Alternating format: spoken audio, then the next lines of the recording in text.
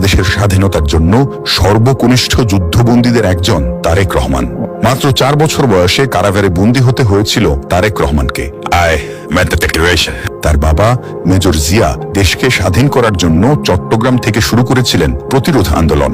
সেই অপরাধে মায়ের সাথে তারেক রহমানকে বন্দী করেছিল পাকিস্তানিরা। বয়স 15 না হতেই বাবাকে হারান তিনি। তারেক রহমানের মতো দেশের খুব কম রাজনীতিবিদই এত শারীরিক ও মানসিক নির্যাতনের মধ্য দিয়ে গিয়েছেন। বাবাকে হারিয়ে এতিম হয়েছেন, ভাইকে হারিয়েছেন, মমতাময়ী অসুস্থ মাকে কারারুদ্ধ দেখার দুঃসহ যন্ত্রণায় কাটিয়েছেন বছরের পর বছর।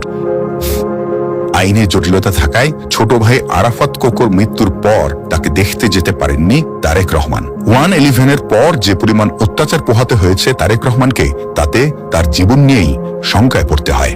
যে পরিবারকে 1971 সালে পাকিস্তানি বাহিনীর নির্যাতন সহ্য করতে হয়েছিল, 10 বছর পর যে পরিবারের কর্তাকে খুন করা হয় নির্মমভাবে, সে পরিবারটি 80-র দশক জুড়ে স্বৈরাচারী শাসনের তোপের মধ্যে পড়ে। রাজনৈতিক রোষানলের কারণে দীর্ঘদিন এই পরিবারটি ছিল একে অপরের কাছ থেকে বিচ্ছিন্ন।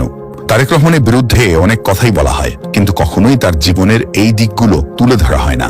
সারা জীবন স্রোতের বিপরীতে সাঁতার কেটেছেন তিনি। নাটকীয় সব ঘটনায় তার জীবন পূর্ণ, যেখানে ত্যাগ আর বঞ্চনাই বেশি। আমার সাথে অন্যায় হয়েছে, অবিচার হয়েছে, আমার পরিবারের সাথে হয়েছে, আমার বাবাকে হত্যা করা হয়েছে, আমার মায়ের সাথে অন্যায় করা হয়েছে, আমার ভাই মৃত্যুবরণ করেছে এই অত্যাচারের কারণে। এই সকল অন্যায়ের, অবিচার, অত্যাচারের জবাব দিতে চাই। আমাদের 31 দফা যদি আমরা সফল করতে পারি, তাহলেই জবাব দেওয়া হবে।